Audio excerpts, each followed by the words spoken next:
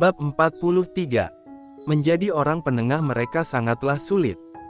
Aku benar-benar hanya keluar ada urusan sebentar.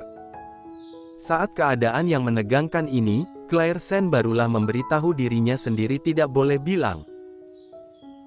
Ini adalah pesan dari Tuan Besar Ye, jika dia mengatakannya maka saja menjual nama Tuan Besar Ye, hal ini akan membuat hubungan kakek dan cucu ini menjadi lebih gawat.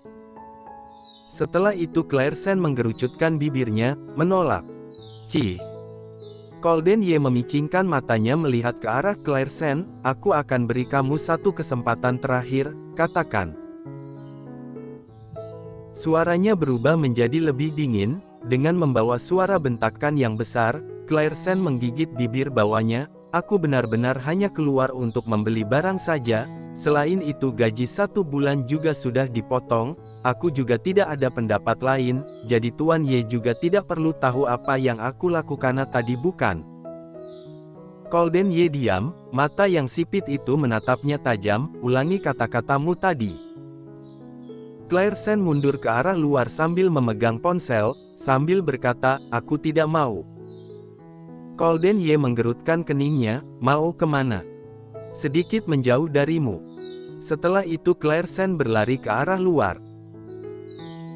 Dia dengan cepat pergi keluar dari kamar, berencana untuk pergi mencari pekerja wanita tadi, dia berjalan sambil menoleh ke belakang, ketika melihat Golden Ye tidak lagi mengejarnya, barulah Claire Sen menghelakan nafas lega, lalu melihat ponselnya sekilas, dan menyadari itu adalah pesan dari Stella Han. Sally Han, aku sudah keluar sayang, tunggu kabar baik dariku. Kelihatannya Sally Han memiliki semangat yang besar, membuat Claire Sen tidak terlalu cemas lagi. Dia menunggu di luar beberapa saat, terus menunggu panggilan dari Sally Han. Setelah beberapa lama, barulah Sally Han menghubunginya, sudah diatasi, kamu sudah bisa tenang. Claire Sen sedikit bersemangat, dengan suara yang rendah bertanya, apa barang itu sudah kamu ambil? Sudah di tanganku, apa mau difoto kasih kamu lihat? Tidak perlu, baguslah kalau sudah kamu ambil, tapi, bagaimana cara kalian melakukannya? Apa bisa ketahuan? Tenang saja, apa kamu masih tidak tenang kalau aku melakukan sesuatu?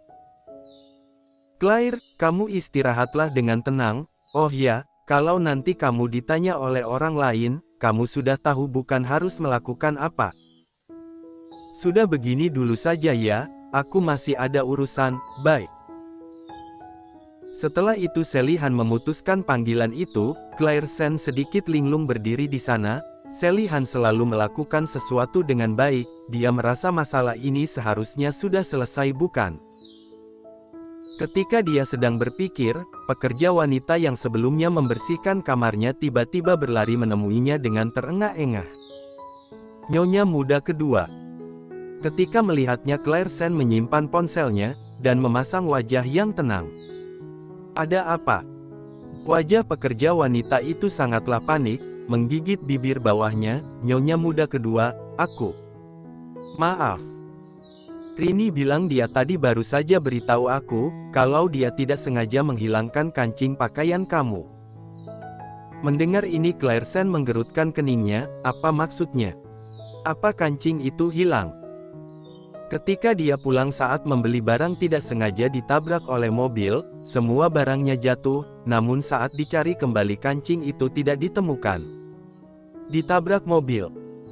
Claire Sen terkejut, dengan gugup berkata, tidak, hanya barang saja yang jatuh, tidak parah. Mendengar ini, Claire Sen akhirnya menghelakan nafas lega.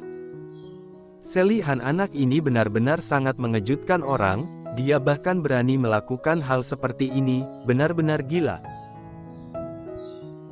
Nyonya muda kedua, Rini tidak terluka, namun dia membuat kancing pakaianmu hilang, bagaimana ini? Pekerja wanita itu tidak lupa dengan orang yang sebelumnya pergi dari ini, dengar-dengar karena dia menumpahkan susu ke tubuh nyonya muda kedua sehingga dipecat, jadi sebelum dia pergi dia mengatakan banyak hal buruk tentang Claire Sen, semua orang sekali menebak langsung tahu. Jadi sekarang di mata pekerja wanita, nyonya muda kedua yang baru menikah masuk kemari ini sudah memiliki pengaruh yang kuat. Sudahlah. Claire Sen berpikir beberapa saat, barulah bisa kembali tenang, sebuah kancing saja, kalau sudah hilang anggap saja aku tidak pernah melihatnya. Namun, bukankah kancing itu sangat penting untuk Anda? Awalnya memang cukup penting, namun kalian pulang dengan selamat yang lebih penting, aku tidak mungkin melakukan hal yang buruk kepada kalian hanya untuk sebuah kancing bukan? Tidak apa kalau tidak ketemu, namun kedepannya kalian tidak usah membahas kancing pakaian ini lagi, jika tidak, aku mungkin akan mengingatnya lagi. Pekerja wanita itu langsung menganggukkan kepala, tenang saja nyonya muda kedua, aku pasti tidak akan membahasnya. Aku juga akan mengatakan hal ini kepada Rini, nyonya muda kedua jika kamu tidak membuat perhitungan kepada kami sangatlah baik, terima kasih. Kalau begitu aku pergi dulu. Keesokan harinya, Claire Sen pagi-pagi buta sudah dipanggil oleh Tuan Besar Ye ke ruang kerjanya. Bagaimana dengan tugas kemarin aku suruh kamu kerjakan? Claire Sen menggerakkan bibirnya, ketika orang itu mendengar nama orang dari Yes Corp, dia langsung menolak untuk diajak bicara. Mendengar ini Tuan Besar Ye menggerutkan keningnya, apa-apaan ini, apa Steward Lu ini tidak mau bekerja sama dengan Yes Corp lagi? Claire Sen tidak menjawabnya, Tuan Besar Ye berpikir beberapa saat, pasti karena Yes Corp tidak ingin bekerja sama dengan Luz Corp lagi jadi Luz Corp merasa tersinggung. Caroline, kamu mewakilkan diriku untuk berikan hadiah kepada orang itu, beritahu dia kalau Yes Corp masih belum saatnya dikendalikan oleh Golden Ye. Mendengar ini Claire Sen menggigit bibir bawahnya, tidak berbicara lagi. Apa kamu dengar? Suara Tuan Besar Ye berubah menjadi lebih tajam, membuat Claire Sen terkejut dan langsung meresponnya dan menganggukkan kepala. Aku tahu Tuan Besar Ye. Karena pelajaran di mobil sebelumnya, jadi hari ini Claire Sen tidak berani keluar tanpa izin lagi, dia takut kalau keluar lagi gajinya akan dipotong lagi, nantinya dia akan berubah menjadi miskin. Jadi Claire Sen pergi ke perusahaan untuk meminta persetujuan dari Golden Ye. Siapa sangka Golden Ye sebelum mendongakkan kepala langsung menolaknya. Tidak bisa. Mendengar ini, Claire Sen sedikit tidak mengerti, tidak boleh. Mengapa? Golden Ye tidak menghiraukannya, tatapan matanya masih diarahkan ke atas dokumen, terlihat jelas tidak ingin menjawabnya. Claire Sen menggigit bibir bawahnya maju 2 langkah ke depan, Tuan Ye, aku benar-benar ada hal penting yang harus aku kerjakan di luar sebentar. Aku sudah bilang tidak bisa. Apa alasannya? Keluar. Golden Ye. Beruak. Golden Ye sudah marah. Dia melepaskan dokumen di tangannya, lalu menggebrak meja hingga mengeluarkan suara. Di kantor yang sunyi seketika terjadi perubahan. Jadi kata-kata yang sudah sampai di mulut Claire Sen seketika berhenti, mereka berdua saling menatap satu sama lain. Akhirnya Claire Sen mau tidak mau harus mengalah dan keluar dari kantor.